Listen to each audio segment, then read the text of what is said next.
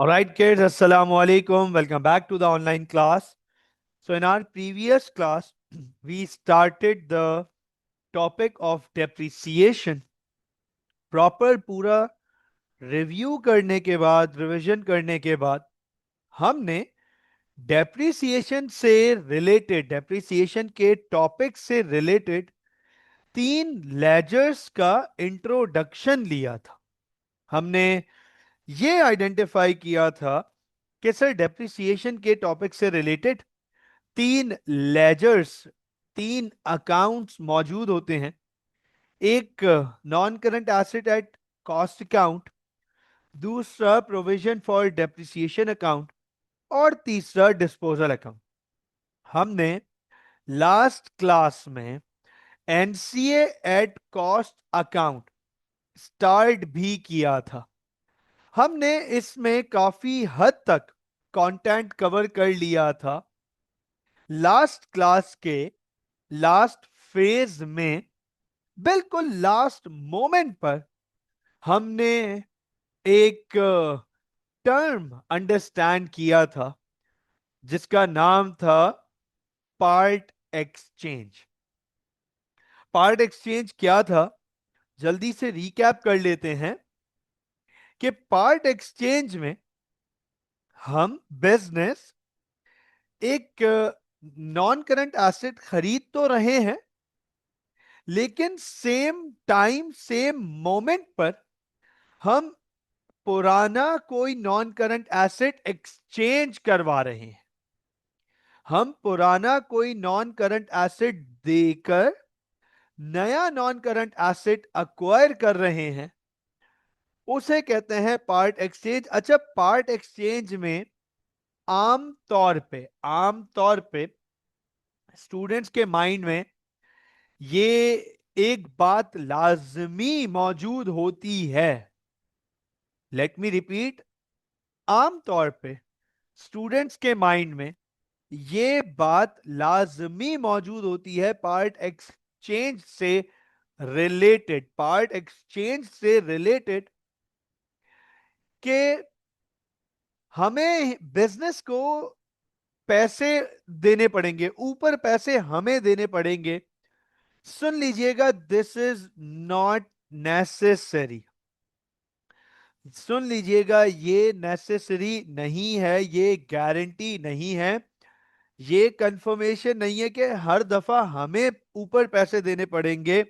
ऐसा भी हो सकता है कि बिजनेस का जो पुराना यूज्ड नॉन करंट एसेट है वो लेट सपोज किसी अच्छी कंपनी को बिलोंग करता है, अच्छी कंडीशन में है, उसकी मार्केट में एक हाइप है, डिमांड है, और बिजनेस जो नया नॉन करंट एसेट खरीद रहा है वो रिलेटिवली उससे कम कॉस्ट और कम वैल्यू का है। तो ऐसा भी हो सकता है कि मैं जो है वो पुराना नॉन करंट एसेट देके नया नॉन करंट एसेट जब अक्वायर करूं तो उल्टा मुझे पैसे मिल जाएं, ये भी हो सकता है। ठीक है ना? तो दोनों चीजें हो सकती हैं। ये कहीं नहीं लिखा कि सिर्फ यही होगा कि हमें पैसे देने पड़ेंगे। दोनों कंडीशन पार्ट एक्सचेंज की ही हैं। Both conditions are of part exchange. तो अब पार्ट एक्सचेंज में अंडरस्टैंड कीजिएगा, समझिएगा इस बात को, हम नॉन करंट एसेट खरीद भी रहे हैं और सेम टाइम में हम नॉन करंट एसेट बेच भी रहे हैं। इसका मतलब यह है कि पार्ट एक्सचेंज से रिलेटेड या पार्ट एक्सचेंज के time, at the moment of part exchange, asset आ भी रहा है और एसेट जा भी रहा है। ठीक है ना?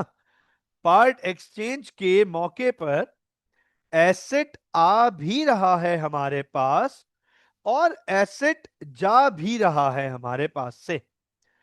तो अंडरस्टैंड कीजिएगा, पार्ट एक्सचेंज में एक एसेट आ रहा है और एक एसेट जा रहा है।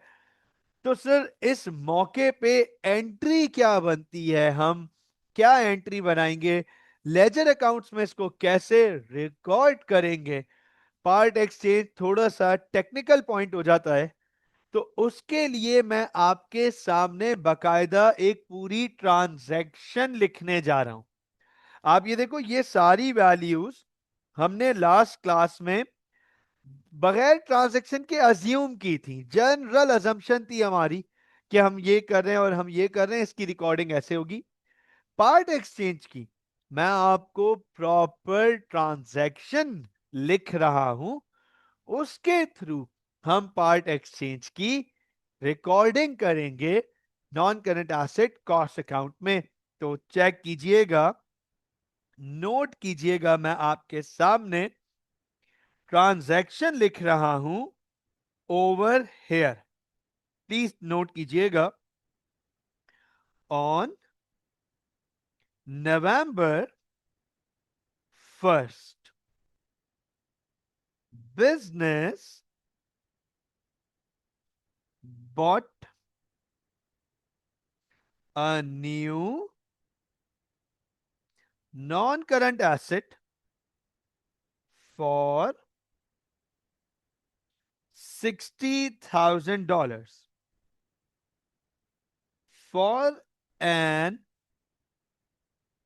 exchange against an old non-current asset for $25,000, which costed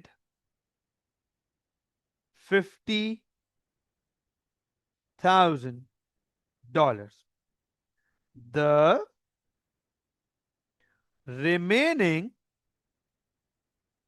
balance was paid by cash bank.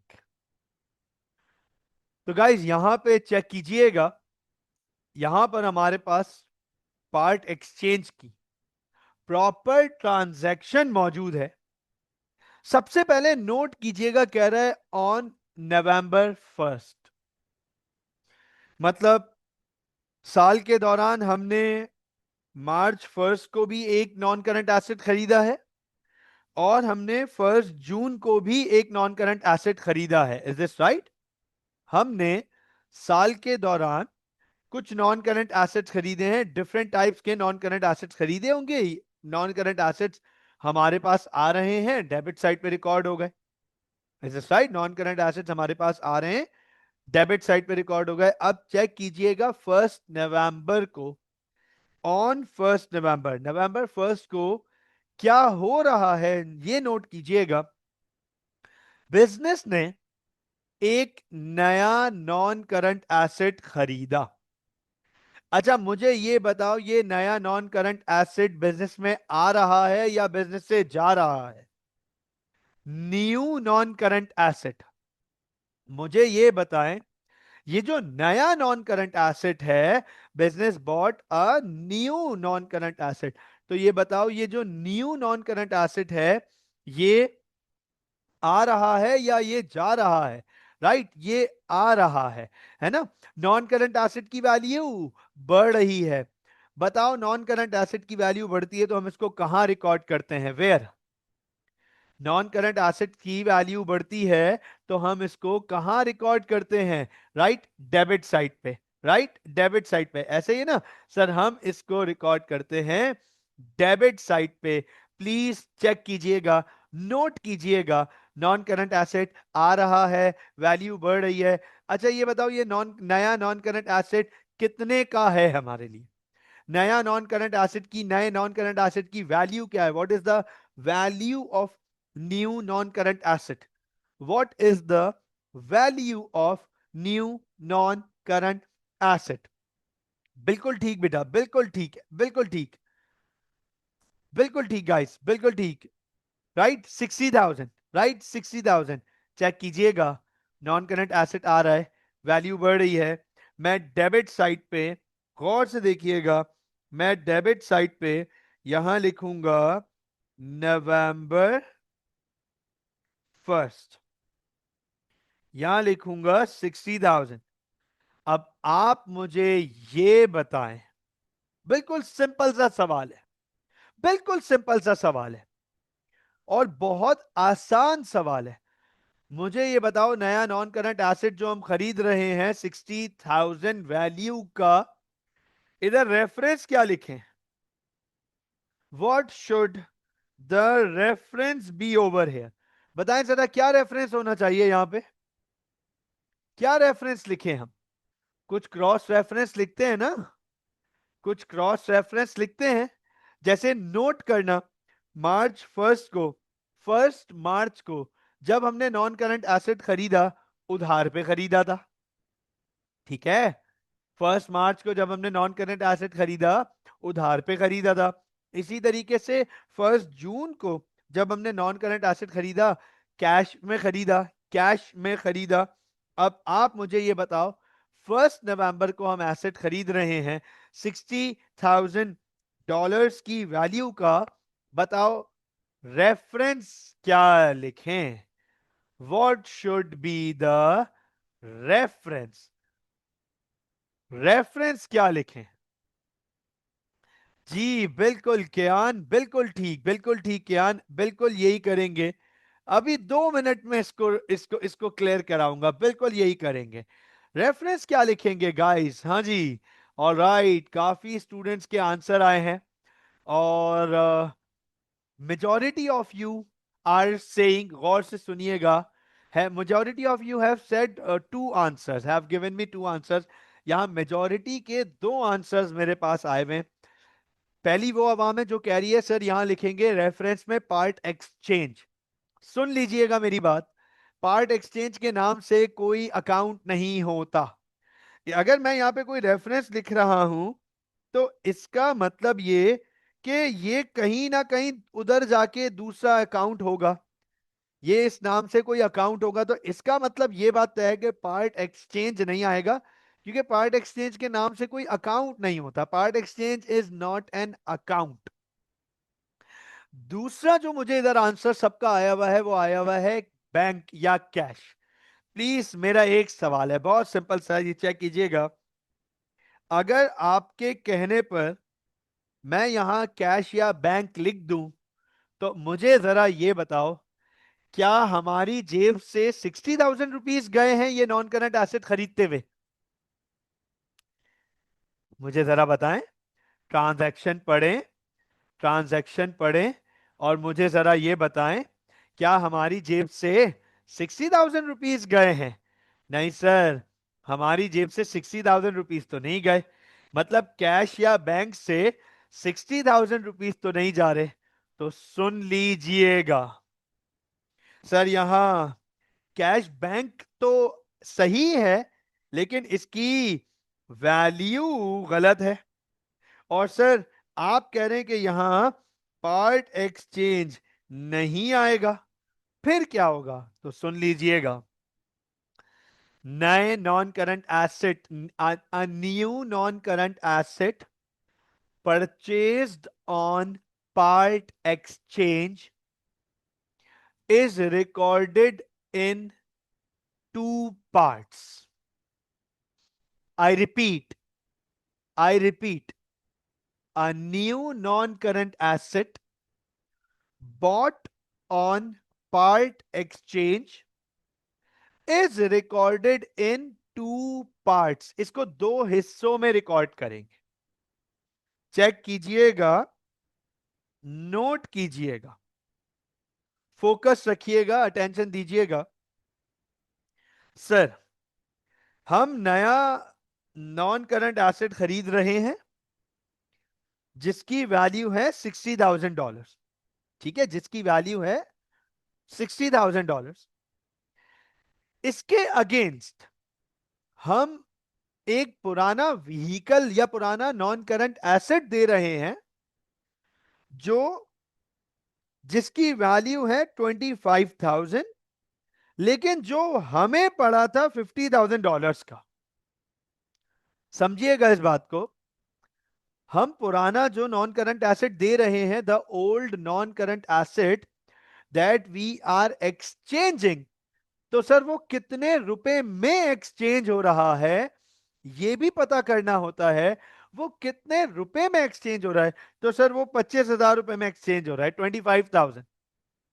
वो 25,000 में एक्सचेंज हो रहा है, तो नोट कीजिएगा सर, एक तो हम पुराना नॉन करंट एसेट एक्सचेंज करा रहे हैं 25,000 में, the old vehicle is exchange for 25,000।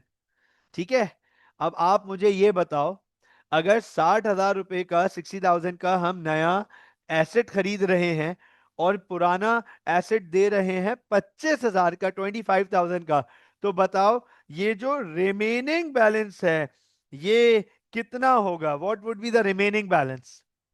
What would be the remaining balance अगर हमने पुराना व्हीकल 25,000 में दिया है और नया खरीदा है 60,000 का? The new non current asset जो हम खरीद रहे हैं वो 60,000 का है और हम पुराना दे रहे हैं 25,000 रुपए में, तो बताओ हमें ऊपर कितने रुपए देने पड़ रहे होंगे?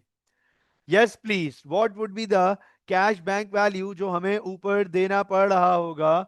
क्यान बिल्कुल ठीक, अनस बिल्कुल ठीक, उमर बिल्कुल ठीक, अलीजे बिल्कुल ठीक, शायान बिल्कुल ठीक, समील एब्सोल्युटली राइट, बिल्कुल ठीक, मूसा बिल्कुल ठीक बेटा, अलीजे बिल्कुल ठीक, बिल्कुल ठीक, गाइस बिल्कुल ठीक। सर ऊपर हमने 35,000 दिए होंगे, 35,000। तो गौर से देखना, नोट करना, पहले ये चीज चेक कर लो, ये इंपॉर्टेंट है, पहले ये चीज चेक करो, क्या ये दोनों मिला के 60,000 बन गया डेबिट साइड पे? क्या ये दोनों मिला के डेबिट पे 60,000 बन गया? इसका मतलब ये कि नॉन करंट एसेट आया है, नॉन करंट एसेट की वैल्यू बढ़ रही है, नॉन करंट एसेट आया है, नॉन करंट एसेट की वैल्यू बढ़ रही है, ये चेक कीजिएगा, नोट कीजिएगा। सर ये दोनों मिलाकर कॉस्ट हो गई हमारे पास, चेक करना जरा। सर ये दोनों मिलाकर, इस तरीके से मेंशन कर देता हूं, ये चेक कीजिएगा। सर ये दोनों मिलाकर हमारे पास कॉस्ट हो गई 60,000 और ये है कॉस्ट अकाउंट, ये है कॉस्ट अकाउंट। अब सुन लीजिएगा इस बात को, 35,000 के अगेंस्ट हम रेफरेंस लिखेंगे कैश या बैंक। ठीक है, 35,000 के अगेंस्ट हम रेफरेंस लिखेंगे कैश या बैंक, और जो 25,000 है ना, इसके अगेंस्ट रेफरेंस लिखेंगे डिस्पोजल। इसके अगेंस्ट 25,000 के अगेंस्ट हम रेफरेंस लिखेंगे डिस्पोजल। Y disposal? सुन लेना, समझ लेना, क्योंकि हम पुराना एसेट बेच रहे हैं, हम पुराना एसेट बेचकर नया एसेट एक्सचेंज में खरीद रहे हैं, तो टेक्निकली पुराना एसेट बेच रहे हैं, डिस्कार्ड कर रहे हैं, सेल कर रहे हैं, डिस्पोजल।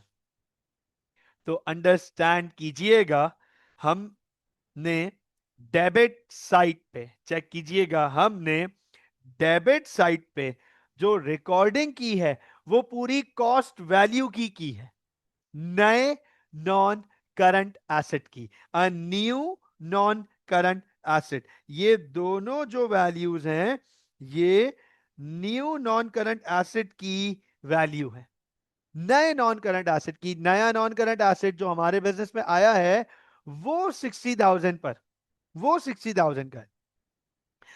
युसरा, अभी क्रेडिट पे भी आएगा, अभी क्रेडिट पे भी आएगा। ये तो ये नए नॉन करंट एसेट से रिलेटेड बात हो रही है, जो नया नॉन करंट एसेट आ रहा है उसकी रिकॉर्डिंग कर रहे हैं ये हम।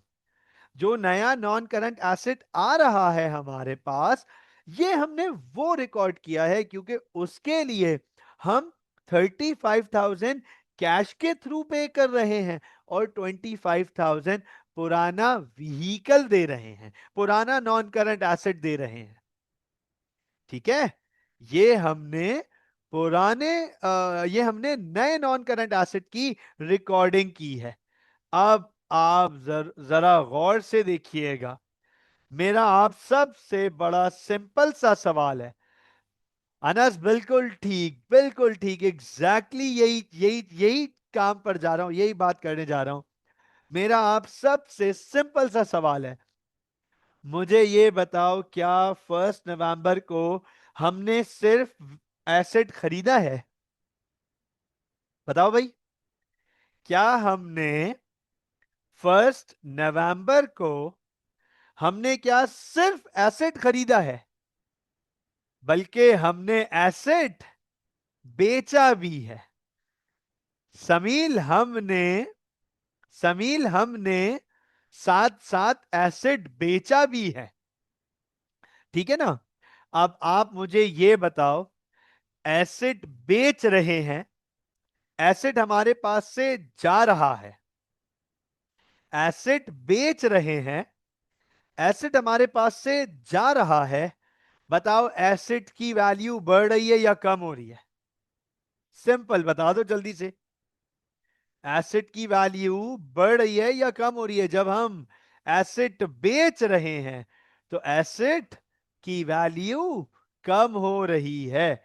तो बताओ, कम होगी तो कहां रिकॉर्ड करेंगे, डेबिट पे या क्रेडिट पे? जब एसेट की वैल्यू कम होगी तो कहां रिकॉर्ड करेंगे, डेबिट पे रिकॉर्ड करें या क्रेडिट पे रिकॉर्ड करें? सर, जब एसेट की वैल्यू कम होगी तो हम उसे क्रेडिट पे रिकॉर्ड करेंगे। ये चेक कीजिएगा, नोट कीजिएगा। 1 नवंबर, नवंबर 1 हम एसेट बेच रहे हैं, राइट?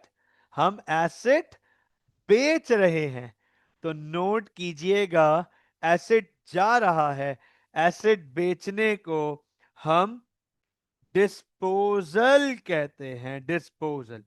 और लेट सपोज ये है कोई NCA 9, हमारे बिजनेस का कोई 9th नॉन करंट एसेट है जो हमने बेचा 1 नवंबर को।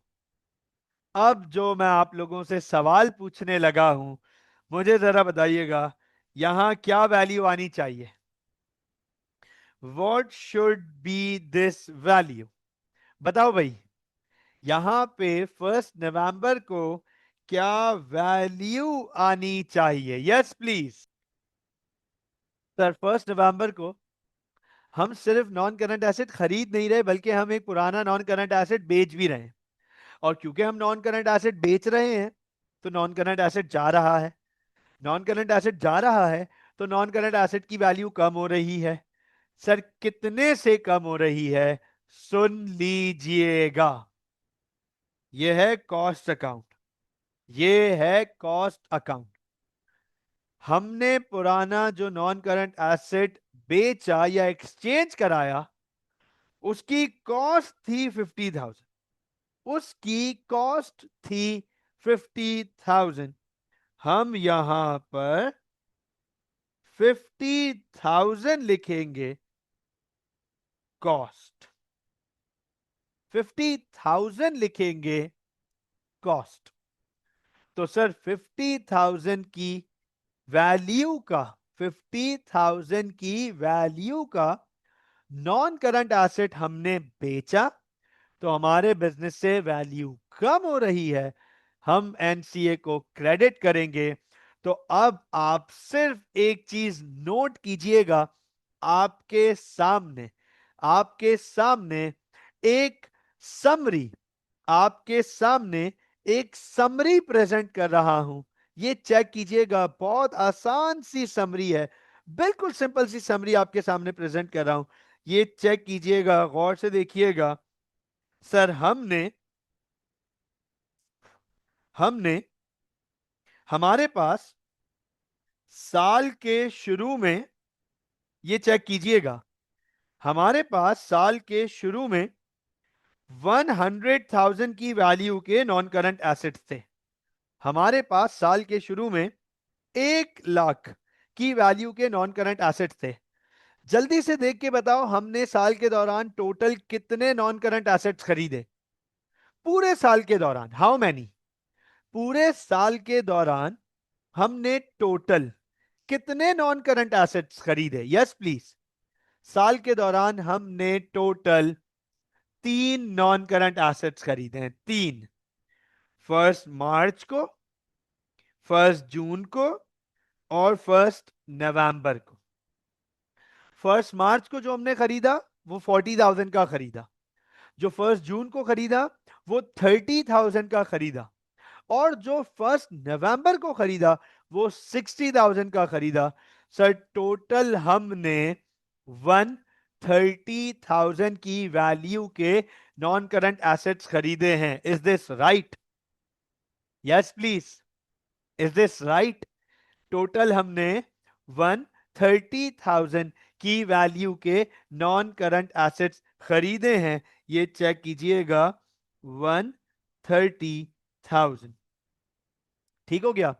अब आप ये बताएं, क्या साल के दौरान हमने कोई नॉन करंट एसेट्स बेचे हैं?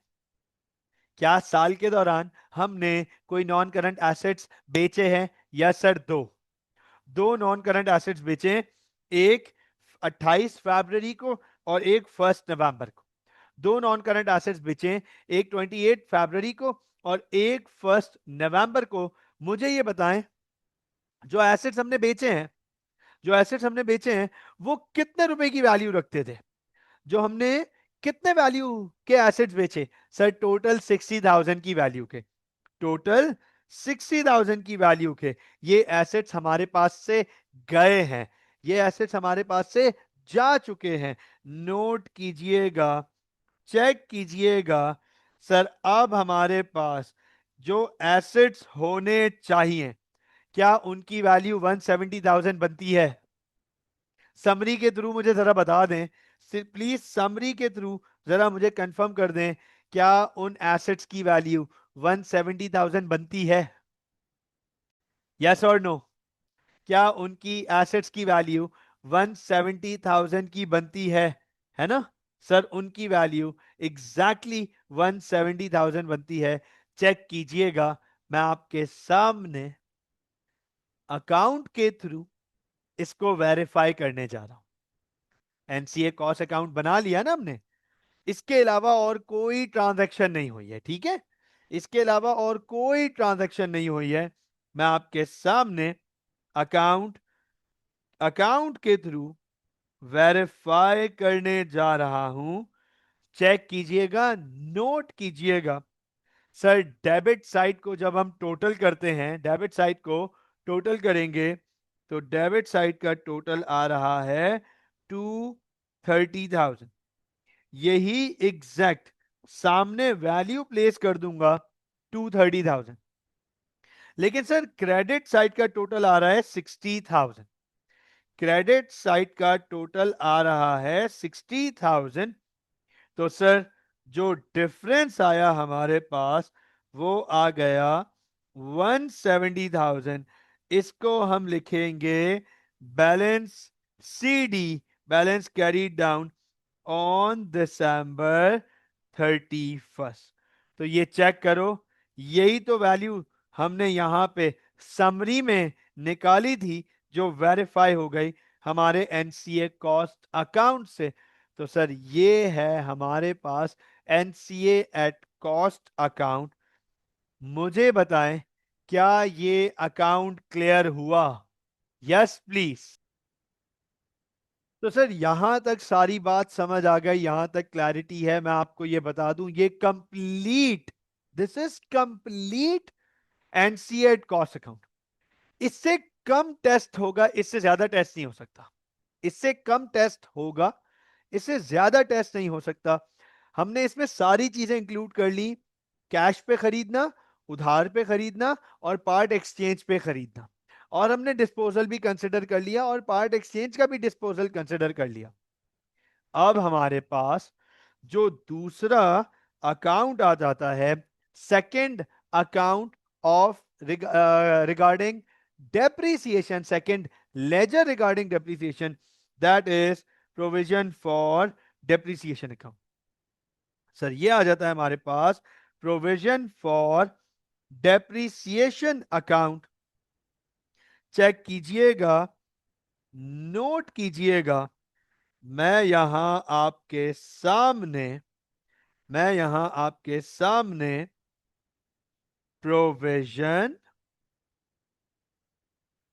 फॉर डेप्रीसिएशन अकाउंट का फॉर्मेट बनाने जा रहा हूं। प्रोविजन फॉर डेप्रीसिएशन अकाउंट की वर्किंग आपको दिखाने जा रहा हूं कि ये अकाउंट हम कैसे रिकॉर्ड करते हैं, कैसे एडजस्ट करते हैं। मुझे जल्दी से बताओ, प्रोविजन फॉर डेप्रीसिएशन की नेचर क्या है? हमने लास्ट क्लास में बहुत डिटेल में पढ़ा है ये। बताओ भाई, प्रोविजन फॉर डेप्रिसिएशन की नेचर क्या है? नेचर लास्ट क्लास में पढ़ा है हमने। हाँ हाँ जी। ना ना ना, कयान बिल्कुल भी नहीं। हाँ अब्दुल्ला बिल्कुल ठीक, अनस बिल्कुल ठीक, इशाल बिल्कुल ठीक बेटे, हमजा बिल्कुल ठीक, अयान एब्सोल्युटली राइट बिल्कुल ठीक, हामिद बिल्कुल ठीक, अलीजे मलिक बिल्कुल ठीक बेटा, बिल्कुल ठीक, अब्दुल्ला अब्दुल्ला बिल्कुल ठीक, बिल्कुल ठीक जी, उमर कासवानी बिल्कुल ठीक, शायान बिल्कुल ठीक, एब्सोल्युटली राइट, साद बिल्कुल ठीक। कयान गौर से देख लीजिएगा, नोट कर लीजिएगा। सर, प्रोविजन फॉर डेप्रिसिएशन की नेचर है anti asset, Contra asset, right? Anti acid बोलो, कॉन्ट्रा एसिड बोलो, एक ही बात है। ये हमने पढ़ा हुआ है, ये हमने लास्ट क्लास में पढ़ा है कि provision for depreciation is recorded as anti asset. I repeat, is recorded as anti asset. अब बताओ, एंटी एसिड डेबिट पे रिकॉर्ड होगा या क्रेडिट पे रिकॉर्ड होगा? एंटी एसिड डेबिट पे रिकॉर्ड होगा या क्रेडिट पे रिकॉर्ड होगा? सर, एंटी एसिड हमेशा क्रेडिट पे रिकॉर्ड होगा, एंटी एसिड हमेशा क्रेडिट पे रिकॉर्ड होगा। तो नोट कीजिएगा, चेक कीजिएगा, सर जब इसकी वैल्यू बढ़ेगी तो ये क्रेडिट होगा, और जब इसकी वैल्यू कम होगी तो सर ये डेबिट होगा। एंटी एसिड की वैल्यू बढ़ेगी तो क्रेडिट होगा, एंटी एसिड की वैल्यू कम होगी तो ये डेबिट होगा। बिल्कुल ठीक, ऐसे ही है ना? आप समझिएगा, मैं आपसे जो सवाल पूछने लगा हूं, और बड़ा आसान सवाल है, आप इसका बहुत आसानी से जवाब बिल्कुल दे सकेंगे, 100% आप इसका जवाब बहुत आसानी से दे सकेंगे।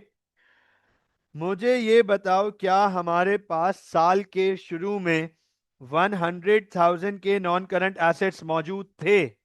यस और नो? क्या 1 जनवरी को हमारे पास, क्या 1 जनवरी को हमारे पास, बिजनेस के पास, ये 100,000 की कॉस्ट, 100,000 की कॉस्ट के नॉन करंट एसेट मौजूद थे 1 जनवरी को? यस और नो? अच्छा, क्या ये पिछले सालों में यूज हुए होंगे बिजनेस में? क्या पिछले सालों में ये डेप्रिशिएट हुए होंगे? क्या बिजनेस ने इन्हें पिछले सालों में डेप्रिशिएट किया होगा? इसका मतलब ये कि जब ये पिछले सालों से इस साल कैरी फॉरवर्ड हो रहे हैं तो इनकी डेप्रिसिएशन भी तो कैरी फॉरवर्ड होगी। तो इसका मतलब ये कि साल के शुरू में इनके ऊपर कुछ ना कुछ डेप्रिसिएशन जरूर चार्ज हुई भी होगी। नोट कीजिएगा, चेक कीजिएगा, 2019, 2019, 2019 January 1st, balance brought down 45, बल्कि 60,000, ये लीजिए 60,000। तो इसका मतलब समझाता हूं, सुन लीजिएगा, इसका मतलब समझाता हूं, आसानी से सुन लीजिएगा। सर, जो नॉन करंट एसेट साल के शुरू में हमारे बिजनेस में मौजूद हैं, जो नॉन करंट एसेट साल के शुरू में हमारे बिजनेस में मौजूद थे, ये रहे 100,000। उनके ऊपर ऑलरेडी 60,000 की डेप्रिसिएशन अप्लाई हो चुकी है। This is the opening provision for depreciation on the non-current assets that we have been using। जो नॉन करंट एसेट्स हम यूज कर रहे हैं, उनकी कॉस्ट है 1 लाख रुपए की। उन पर अब तक लाइफ में सो फार 60,000 की हम डेप्रिसिएशन चार्ज कर चुके हैं। This is the opening provision for depreciation. The depreciation at the start of the year। The depreciation at the start of the year। अच्छा, अब मुझे जरा ये बताएं, गौर से सुनिएगा, ये बताएं मुझे, क्या साल के दौरान हमने सारे नॉन करंट एसेट्स पुराने जो थे वो बेच दिए? क्या हमने साल के दौरान सारे पुराने नॉन करंट एसेट्स बेच दिए? यस और नो? क्या साल के दौरान हमने पुराने सारे नॉन करंट एसेट्स बेच दिए? नो सर, हमने साल के दौरान सारे पुराने नॉन करंट एसेट्स नहीं बेचे हैं। हाँ, सिर्फ 2 नॉन करंट एसेट्स बेचे हैं सर। साल के दौरान हमने सिर्फ 2 नॉन करंट एसेट्स बेचे, पुराने वाले। एक NCA 5 बेचा है और एक NCA 9 बेचा है। बाकी नॉन करंट एसेट्स हमारे पास हैं। मुझे बताओ, क्या वो बाकी नॉन करंट एसेट्स यूज किए होंगे पूरे साल? क्या हमने वो नॉन करंट एसेट्स, बाकी जो नॉन करंट एसेट्स हैं, क्या वो हमने साल के दौरान यूज किए होंगे? यस और नो? क्या हमने वो नॉन करंट एसेट्स साल के दौरान यूज किए होंगे? Yes sir. और क्या हमने साल के दौरान 3 और नए नॉन करंट एसेट्स खरीदे हैं? क्या हमने साल के दौरान इन्हें भी यूज किया होगा? क्या हमने नए नॉन करंट एसेट्स को भी यूज किया? क्या हमने पुराने नॉन करंट एसेट्स जो बच गए हमारे बिजनेस में, उन्हें भी यूज किया? मुझे बताओ, यूज करने से उन पर क्या फर्क पड़ेगा? जब हमने नए नॉन करंट एसेट्स को साल के दौरान यूज किया और हमने पुराने नॉन करंट एसेट्स को भी साल के दौरान जब हमने यूज किया, बताओ क्या फर्क पड़ा, क्या होगा उन पर? What would be the impact? Sir, उनको डेप्रिशिएट करना पड़ेगा। उनकी वैल्यू कम हो गई होगी, उन्हें डेप्रिशिएट करना पड़ेगा। मुझे बताएं, बिल्कुल सिंपल सा सवाल पूछने लगा हूं, बिल्कुल सिंपल सा। मुझे बताएं, should we depreciate the non-current assets that we have used during the year? Yes or no? Yes or no? बिल्कुल सिंपल सा सवाल। Should we depreciate the non-current assets that we have used during the year? मुझे बताएं, yes or no? हमें उन्हें depreciate करना पड़ेगा या करना चाहिए? ऐसा ही है।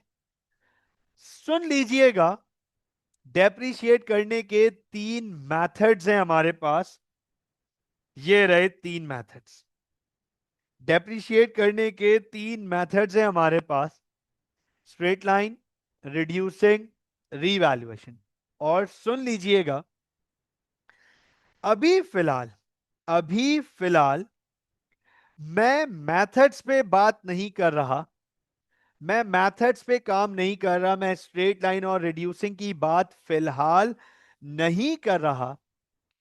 मैं आपसे ये कह रहा हूं कि साल के दौरान अगर हम डेप्रिशिएट करेंगे, उन नॉन करंट एसेट्स को हम डेप्रिशिएट करेंगे, तो मुझे बताओ डेप्रिसिएशन की वैल्यू बढ़ेगी या कम होगी, ये बता दो।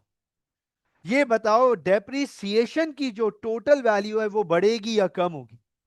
अगर हमने साल के दौरान और डेप्रिसिएशन रिकॉर्ड की तो मुझे ये बताओ डेप्रिसिएशन की वैल्यू इंक्रीज होगी या डिक्रीज होगी।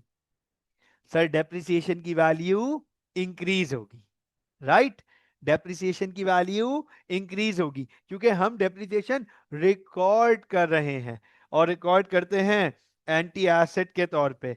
और जब वैल्यू इंक्रीज हो रही है इसका मतलब क्रेडिट पे रिकॉर्ड करेंगे, क्रेडिट पे रिकॉर्ड करेंगे। सुन लीजिएगा, समझ लीजिएगा, बिजनेस ने जब नॉन करंट एसेट्स अपने डेप्रिशिएट किए तो डेप्रिसिएशन की वैल्यू आ गई 34,000। ये भी मैंने अज्यूम कर ली, ये भी मैंने अज्यूम कर ली कि डेप्रिसिएशन की वैल्यू आ गई 34,000।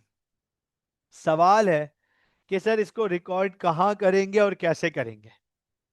तो नोट कीजिएगा, क्योंकि डेप्रिसिएशन की वैल्यू बढ़ रही है, क्योंकि डेप्रिसिएशन की वैल्यू बढ़ रही है, इंक्रीज हो रही है, हम डेप्रिसिएशन को क्रेडिट साइड पे रिकॉर्ड करेंगे 34,000। क्योंकि डेप्रिसिएशन की वैल्यू बढ़ रही है हम डेप्रिसिएशन को क्रेडिट पे रिकॉर्ड करेंगे 34,000। और ये नोट कीजिएगा क्रेडिट इसलिए क्योंकि एंटी एसिड बढ़ता है तो हम उसे क्रेडिट पे रिकॉर्ड करते हैं।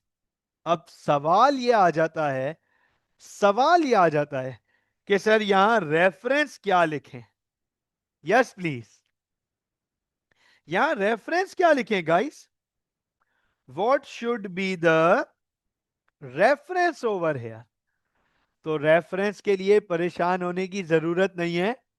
हमने लास्ट क्लास में एक डबल एंट्री लिखी थी, हमने लास्ट क्लास में डेप्रिसिएशन की एक डबल एंट्री लिखी थी। ये डबल एंट्री चेक कर लीजिएगा, provision for depreciation account credit, income statement debit. तो आप देखो प्रोविजन फॉर डेप्रिसिएशन अकाउंट को जब हमने क्रेडिट किया, right, provision for depreciation account को जब हमने क्रेडिट किया तो सुन लीजिएगा रेफरेंस आएगा इनकम स्टेटमेंट। जी बिल्कुल ठीक, बिल्कुल ठीक, रेफरेंस आएगा इनकम स्टेटमेंट। ईमान बिल्कुल ठीक बेटा। तो यहां पे रेफरेंस लिखूंगा मैं इनकम स्टेटमेंट। और ये भी सुन लो डेप्रिसिएशन हम कैलकुलेट करते हैं साल के आखिरी दिन। डेप्रिसिएशन हम यूजुअली, बिजनेस जो है ना, बिजनेस यूजुअली डेप्रिसिएशन कैलकुलेट करता है साल के बिल्कुल आखिरी दिन। ये आएगा दिसंबर 31, ये आएगा हमारे पास दिसंबर 31। तो मैं आप लोगों के सामने ना एक ब्रैकेट लिखने जा रहा हूं, उस ब्रैकेट को पढ़ लीजिएगा, उस ब्रैकेट को पढ़ लीजिएगा, फोकस कीजिएगा, नोट कीजिएगा। ये जो ब्रैकेट है ना, bracket, this is depreciation, this is depreciation charge for the year. Sir ये साल के दौरान डेप्रीसिएशन एक्सपेंस हुआ है। तो आप नोट करो, provision for depreciation credit recorded as an anti asset, income statement debit. तो income statement debit as an expense. तो आप लास्ट क्लास को आज की इस पार्ट से रिलेट कर सकते हो। तो आप कहोगे सर लास्ट क्लास में आपने वर्बली ये सब कुछ समझा दिया था, आज अकाउंट के हिसाब से भी आपने सारी बात समझा दी। तो आप नोट कर लो एक दफा फिर से, provision for depreciation credit because recorded as an anti asset, income statement debit because depreciation transferred to income statement as an expense. मुझे बताएं क्या यहां तक बात समझ आई? Yes please. तो गाइज यहां तक सारी बातें क्लियर हैं, आप लोगों को इनकम स्टेटमेंट वाली बात समझ आ गई। मेरे पास एक सवाल ये आया कि सर ये 34,000, सर ये 34,000 क्या इस 170,000 के ऊपर लग रहा है? तो मैंने, सुन लीजिएगा, मैंने कहा कि ये 34,000 फिलहाल मैंने अज्यूम किया है, फिलहाल मैंने अज्यूम किया है। और आ, ये अभी आमतौर पे ये 34,000 जो वैल्यू आई होगी, जाहिर सी बात है ये मेथड और पॉलिसी दोनों को देखकर आई होगी। तो राइट नाउ फिलहाल अभी ना मैं मेथड को कंसिडर कर रहा हूं, ना मैं पॉलिसी को कंसिडर कर रहा हूं। उसके लिए हमारे पास नेक्स्ट क्लास में 4 क्वेश्चंस हैं। चारों क्वेश्चन स्ट्रेट फॉरवर्ड करेंगे अटेम्प्ट एक ही गो में, तो आपको पॉलिसी और मेथड दोनों यूज करना आ जाएगा। तो 34,000 अभी मैंने सिर्फ अज्यूम किया है। अच्छा, फिर मेरे पास बाकी दो स्टूडेंट्स ने दो सवाल, ये दो पॉइंट रेस किए कि दोनों ने एक ही पॉइंट रेस किया कि सर हमने साल के दौरान कुछ नॉन करंट एसेट्स बेचे भी तो हैं, तो उनका क्या करेंगे? हाँ, ये बड़ा अच्छा सवाल। आई लाइक दिस पार्ट कि आप में से कुछ स्टूडेंट्स बिल्कुल अलर्ट बैठे हुए हैं, रेडी बैठे हुए हैं, and they know this thing कि भैया हमने साल के दौरान कुछ नॉन करंट एसेट्स बेचे भी तो हैं, तो क्या जो नॉन करंट एसेट्स बेचे उनका डेप्रिसिएशन अकाउंट से कोई ताल्लुक नहीं होना चाहिए? बिल्कुल होना चाहिए, बिल्कुल होना चाहिए। मैं आपके सामने एनसीए एट कॉस्ट अकाउंट की फैब 28 की ट्रांजैक्शन को पढ़ने लगा हूं, देख लीजिएगा, प्लीज देख लीजिएगा। मुझे यह बताओ, क्या हमने साल के दौरान 28 फरवरी को एनसीए 5 बेचा है? क्या हमने फरवरी 28 को एनसीए 5 बेचा है इस साल के दौरान? यस और नो? है ना, बेचा है ना? मुझे बताओ उसकी कॉस्ट कितनी थी, उसकी cost. What was the cost of NCA 5? हमने NCA 5 बेचा तो उसकी कॉस्ट क्या थी? सर उसकी कॉस्ट थी 10,000, उसकी कॉस्ट थी 10,000। मुझे ये बताओ, क्या ये NCA 5 पिछले सालों में हमारे बिजनेस में यूज हुआ होगा? बोलो भाई, क्या ये NCA 5 पिछले ईयर्स में, पिछले सालों में, क्या ये NCA 5 हमारे बिजनेस में यूज हुआ होगा? है ना, हुआ होगा। तो इस पे डेप्रिसिएशन भी लगी होगी, इस पर डेप्रिसिएशन भी लगी होगी। अब आप मुझे ये बताओ, अब आप मुझे ये बताओ कि जब हम एसेट बेच रहे हैं, जब हम एसेट बेच रहे हैं, तो हमारे पास से एसेट जा रहा है, हमारे पास से एसेट जा रहा है, तो क्या वो एसेट अपने हिस्से की डेप्रिसिएशन अपने साथ लेके जाएगा हमारे बिजनेस से? यस और नो? इतना सिंपल सा सवाल है। जब हम एक एसेट बेच रहे हैं, हमारे पास से एसेट जा रहा है, तो मुझे ये बताओ, क्या वो एसेट अपने हिस्से की डेप्रिसिएशन अपने साथ लेकर जाएगा? यस और नो? बोलो भाई, बोलो भाई। जब एसेट जा रहा है, तो क्या वो अपने हिस्से की डेप्रिसिएशन अपने साथ लेके जाएगा ना?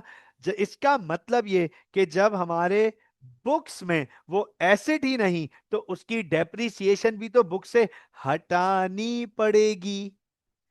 तो बुक से डेप्रिसिएशन कम करनी पड़ेगी। एसेट जा रहा है, डेप्रिसिएशन लेकर जाएगा, डेप्रिसिएशन को कम करेंगे। तो डेप्रिसिएशन को कम करते हैं तो डेबिट रिकॉर्ड करते हैं, डेबिट। जब प्रोविजन फॉर डेप्रिसिएशन को कम करते हैं तो डेबिट रिकॉर्ड करते हैं। चेक कीजिएगा, ये एसेट बेचा है 28 फरवरी को। ये एसेट हमने बेचा है 28 फरवरी को, फैब 28। चेक कीजिएगा डिस्पोजल, और ये कौन सा एसेट था? NCA5। चेक कर लेना जरा, डिस्पोजल NCA5।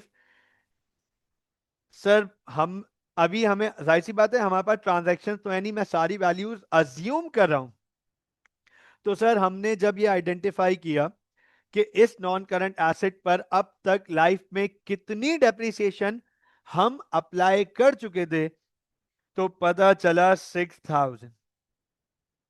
पता ये चला कि हम इस नॉन करंट एसेट्स के ऊपर अब तक लाइफ में 6000 की डेप्रिसिएशन चार्ज कर चुके थे। तो अब ये एसेट हमारे पास से जा रहा है, हमारे बिजनेस में से एसेट की वैल्यू भी कम हो रही है और उसकी डेप्रिसिएशन की वैल्यू भी कम हो रही है। डेप्रिसिएशन जब कम होती है तो हम उसे डेबिट रिकॉर्ड करते हैं। सर हमने सिर्फ ये एक एसेट नहीं बेचा, बल्कि हमने 1 नवंबर को, नवंबर 1 को हमने एक और एसेट भी बेचा है, NCA9। NCA9 भी हमने बेचा है और उस पर अब तक लाइफ में 46,000 की डेप्रिसिएशन रिकॉर्ड हो चुकी थी। तो you know these values, what are these, ये चेक कर लीजिएगा। मैं यहां पर ब्रैकेट में लिख रहा हूं, चेक कर लीजिएगा। Total depreciation charged on the NCA dispose. तो जो नॉन करंट एसेट हम बेच रहे हैं, उस नॉन करंट एसेट के ऊपर लाइफ में हमने इतनी डेप्रिसिएशन चार्ज की हुई है। यह एसेट हमारे पास से जा रहा है, अपनी डेप्रिसिएशन अपने साथ लेकर जाएगा। नहीं नहीं, 40, टोटल 46 हुआ, 40,000 की डेप्रिसिएशन इस पे चार्ज हुई थी। 40,000, ठीक है, टोटल फिर 46 हो गया ये, ठीक है। 40,000 की डेप्रिसिएशन इस एसेट पे चार्ज हुई हुई थी। कौन से एसेट पे? NCA9 पे, जो हम बेच रहे हैं, ठीक है। अब आप मुझे ये बताएं, गौर से देखना, इसकी भी समरी दिखा दूं, इसकी भी समरी दिखा दूं, चेक करना जरा, इसकी समरी चेक करना, नोट करना, फोकस कीजिएगा। क्या साल के शुरू में, क्या साल के शुरू में टोटल डेप्रिसिएशन 60,000 की थी? क्या साल के शुरू में टोटल डेप्रिसिएशन हमारे बिजनेस में 60,000 की थी? और क्या साल के दौरान हमने 34,000 की और डेप्रिसिएशन रिकॉर्ड की? क्या साल के दौरान हमने अपने करंट नॉन करंट एसेट्स के ऊपर और 34,000 की डेप्रिसिएशन रिकॉर्ड कर दी? और क्या साल के दौरान हमारे पास से कुछ एसेट्स गए हैं अपनी डेप्रिसिएशन लेके? यस सर, 46,000 की वैल्यू के नॉन करंट एसेट्स गए हैं अपनी डेप्रिसिएशन लेकर। चेक कीजिएगा, 60,000 प्लस 34 माइनस 46। सर अब जो एसेट्स हैं उन पर डेप्रिसिएशन है 48,000 की। ये आपके सामने अकाउंट के थ्रू वेरीफाई करा रहा हूं, अकाउंट के थ्रू वेरीफाई कर रहा हूं। चेक कीजिएगा credit side. Sir credit side greater है, क्रेडिट साइड ग्रेटर है 94,000, 94,000। और सर डेबिट पे आ रही है वैल्यू 46,000, तो नोट कीजिएगा 48,000 ये आ जाएगा हमारे पास balance carried down December 31st। तो सर 31 दिसंबर को साल के एंड में अब जो एसेट्स हमारे पास हैं उनके ऊपर डेप्रिसिएशन है $48,000 की. The non current assets which we have by the end of the year have been depreciated for $48,000. मुझे बताएं, is this account clear? Yes, please. तो सर यहां तक सारी बात समझ आ गई. आई एम ग्लैड कि आप लोगों को यहां तक सारी चीजें क्लियर हो गई. सर अब हमारे पास लेजर्स में आखिरी लेजर होता है disposal. The last of the ledger disposal. तो डिस्पोजल अकाउंट चेक करिएगा, नोट कीजिएगा. सर हमारे पास डिस्पोजल अकाउंट से रिगार्डिंग एक छोटी सी थ्योरी आती है. उस थ्योरी पे मैं बात करने जा रहा हूं. ये चेक कीजिएगा, डिस्पोजल अकाउंट. डिस्पोजल अकाउंट देखिएगा जरा, मैं डिस्पोजल अकाउंट से रिलेटेड या डिस्पोजल अकाउंट में क्या लिख रहा हूं, नोट कीजिएगा. Every NCA need to be disposed, sold, discard after its useful life और sometimes even before that. Therefore, business needs to calculate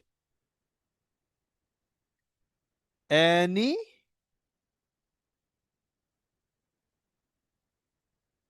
profit or loss made on disposal. This is calculated by comparing disposal value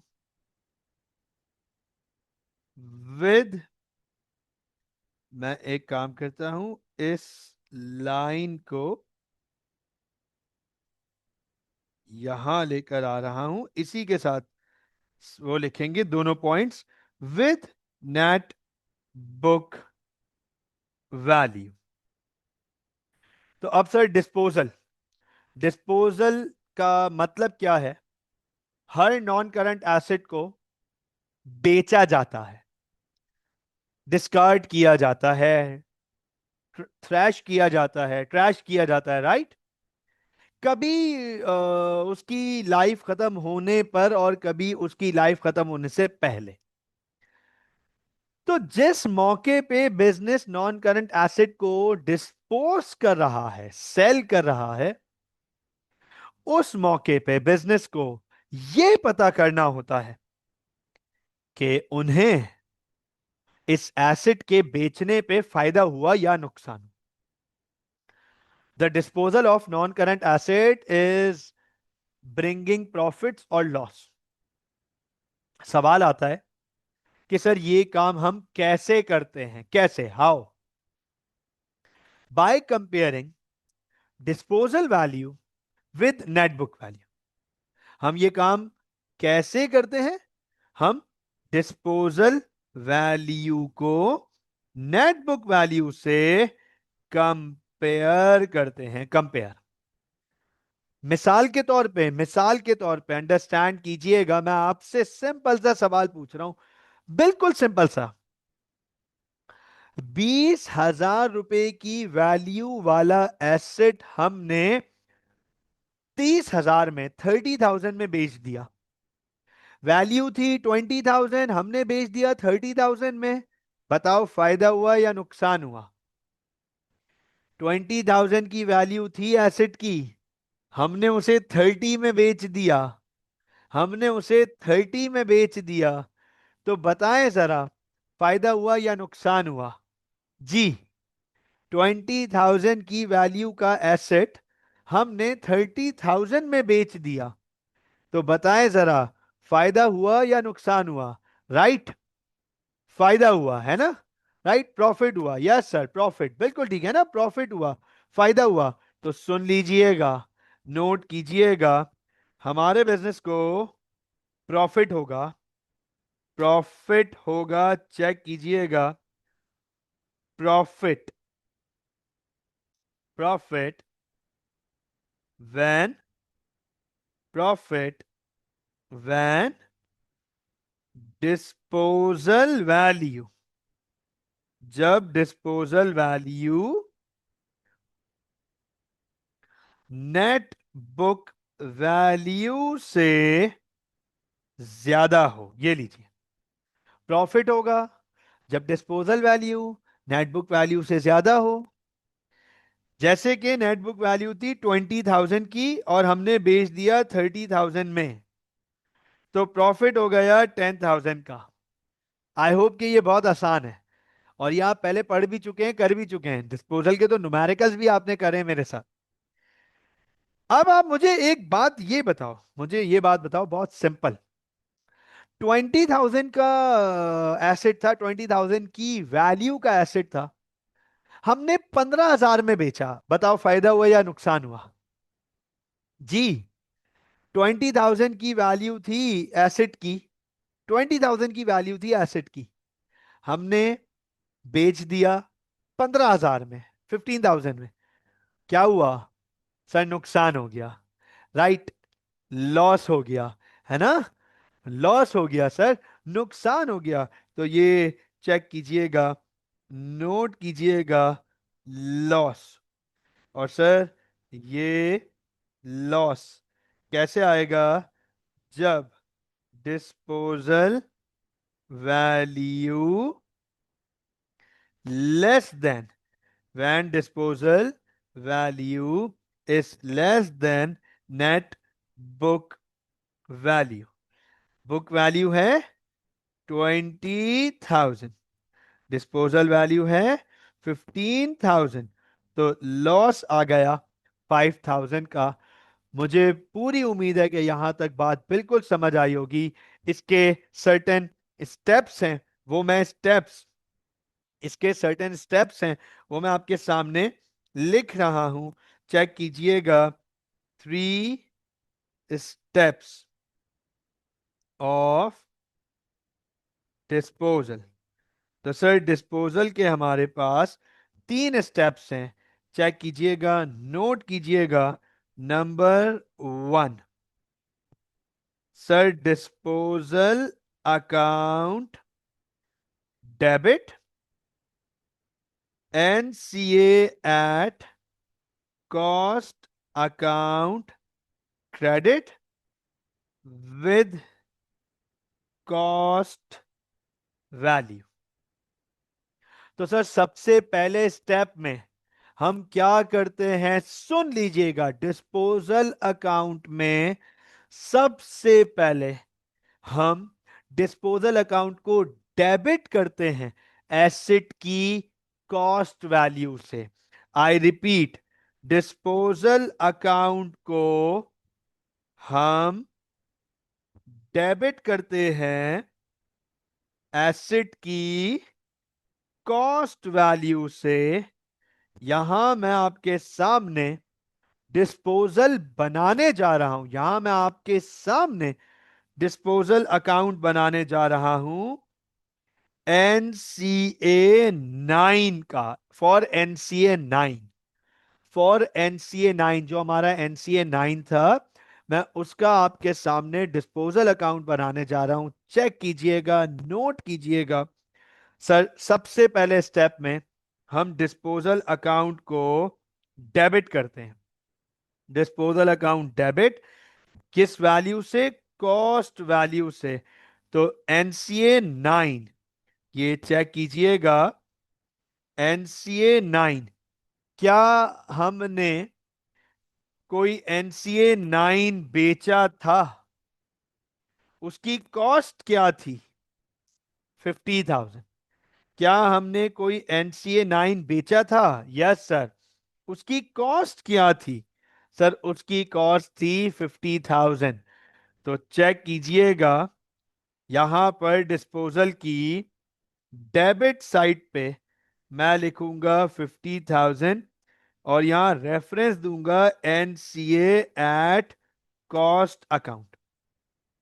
ये NCA cost account से आ रहा है हमारे पास।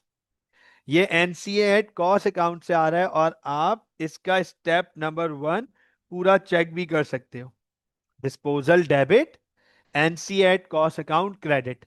और आप cross reference यहां भी देख सकते हो। NCA कॉस्ट अकाउंट यहां क्रेडिट हुआ था, NCA कॉस्ट अकाउंट यहां क्रेडिट हुआ था 50,000 की वैल्यू से, और रेफरेंस था डिस्पोजल। रेफरेंस था डिस्पोजल। तो बताओ डिस्पोजल अकाउंट क्या हुआ होगा? डेबिट हुआ होगा। डिस्पोजल अकाउंट क्या हुआ होगा? डेबिट हुआ होगा। तो देखो जरा, डिस्पोजल डेबिट हुआ है 50,000 वैल्यू से। ये है पहला स्टेप, स्टेप नंबर 1। दूसरा स्टेप आपके सामने लिखने जा रहा हूं, चेक कीजिएगा। Provision for depreciation account debit, disposal account credit. ये लीजिए। तो सर स्टेप नंबर 2 में प्रोविजन फॉर डेप्रिसिएशन अकाउंट को डेबिट करेंगे, डिस्पोजल अकाउंट को क्रेडिट करेंगे। Total depreciation charged on that non current asset. तो अब आप देखो, जितनी डेप्रीसिएशन हमने साल के दौरान इस नॉन करंट एसेट के ऊपर चार्ज कर दी है, जितनी डेप्रीसिएशन साल के दौरान हमने इस नॉन करंट एसेट के ऊपर चार्ज कर ली है, टोटल डेप्रीसिएशन से हम PFD अकाउंट को डेबिट करेंगे। तो ये गौर से देखो, हम प्रोविजन फॉर डेप्रीसिएशन अकाउंट को ऑलरेडी डेबिट कर चुके हैं। हम ऑलरेडी डेबिट कर चुके हैं 40,000 की वैल्यू से। 40,000 की वैल्यू से इसका मतलब यह है कि इस नॉन करंट एसेट के ऊपर टोटल लाइफ में अब तक 40,000 की डेप्रिसिएशन चार्ज हो चुकी थी। यह एसेट हमने बेच दिया, डिस्कार्ड कर दिया। डिस्पोजल अकाउंट को क्रेडिट करेंगे 40,000, रेफरेंस लिखेंगे प्रोविजन फॉर डेप्रिसिएशन। तो आप ये देखो, आपके सामने सारी double entries auto cross check हो रही हैं।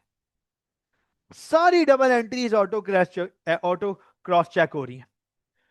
NCA क्रेडिट, तो disposal debit. Provision for depreciation debit, तो डिस्पोजल क्रेडिट। ये लीजिए। ठीक है। अब थर्ड स्टेप में आपके सामने, थर्ड स्टेप में कैश, सॉरी, थर्ड स्टेप में कैश, बैंक, या फिर NCA डेबिट,